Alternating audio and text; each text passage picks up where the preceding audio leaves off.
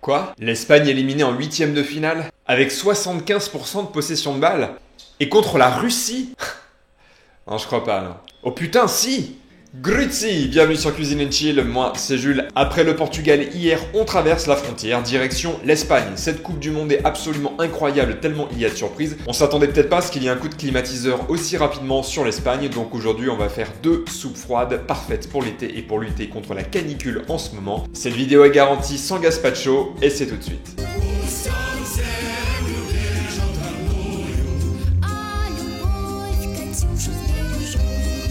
Aujourd'hui, on va faire deux soupes froides qui viennent tout droit d'Andalousie, le salmorejo et l'ajo blanco. Le salmorejo, c'est une soupe épaisse à base de tomates et de mie de pain, tellement épaisse qu'on pourrait presque la servir comme accompagnement avec des viandes. Si vous voulez, ça a presque la même consistance que l'aibar, le caviar de poivron qu'on a fait pour la Serbie. D'ailleurs, je vous mets le lien de cette vidéo dans la description. L'ajo blanco, c'est une soupe blanche à base d'amandes, de mie de pain et d'ail. Là, c'est beaucoup plus liquide, beaucoup plus désaltérant. Pour ces deux recettes, on va avoir besoin de pain, donc attendez par exemple qu'il soit rassis. Pour le salmorejo, on va utiliser du pain avec la croûte, mais pour l'ajo blanco, on va utiliser seulement de la mie de pain parce qu'on veut que la soupe reste très très blanche. Donc on pense à bien enlever la croûte avant. D'ailleurs, si vous voulez d'autres recettes pour réutiliser du pain rassis, j'ai fait une vidéo spéciale là-dessus il y a quelques mois, je vous mets le lien dans la barre d'infos. On est en pleine canicule, on a envie d'un truc super frais, donc sans plus tarder, on passe en cuisine.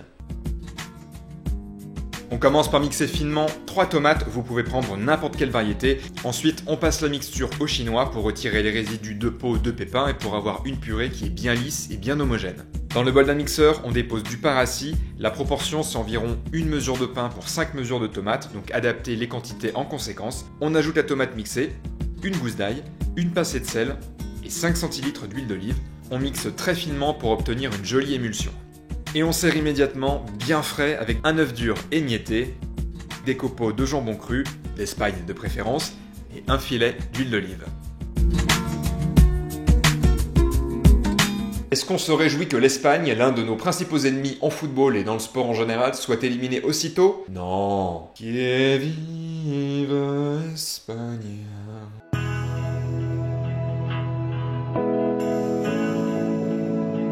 Est-ce définitivement la fin d'un cycle? Probablement. Depuis 2008, l'équipe d'Espagne régnait en maître sur le football mondial avec un doublé à l'Euro 2008 et 2012 et bien évidemment une Coupe du Monde en 2010. Et puis tout s'est fracassé en 2014 au Mondial brésilien où l'Espagne est sortie dès la phase de poule en passant complètement à côté de son match d'ouverture contre les Pays-Bas. À l'Euro 2016, l'Espagne avait retrouvé quelques couleurs en intégrant notamment une génération de joueurs nouveaux, mais est tombée en huitième de finale contre l'Italie dans un match à l'italienne, a-t-on envie de dire, avec beaucoup d'opportunisme et de rigueur tactique côté italien. Cette Coupe du Monde devait marquer le retour au premier plan de l'Espagne qui avait notamment impressionné lors de la phase qualificative et lors des matchs amicaux, infligeant notamment une défaite 6-1 à l'Argentine. Mais il s'en est fallu d'un incroyable coup du sort 2 jours avant le début de la compétition avec le limogeage du sélectionneur Julen Lopetegui qui est allé faire un enfant dans le dos à la sélection en négociant son arrivée au Real Madrid.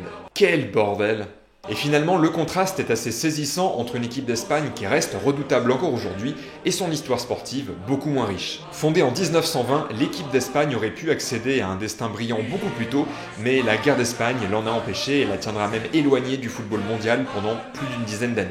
À la Coupe du Monde 1950, l'Espagne revient sur le devant de la scène en terminant 4e, mais cette performance historique restera sans suite pendant longtemps. Alors oui, certes, l'Espagne remporte l'Euro 64, une compétition où il n'y avait que 4 équipes en lice, et sera le finaliste malheureux de l'Euro 84 contre la France grâce à une boulette de son gardien Luis Arconada qui restera désormais gravé dans l'histoire du football. Mais c'est à peu près tout, ce qui place quand même l'Espagne loin de l'Allemagne et de l'Italie.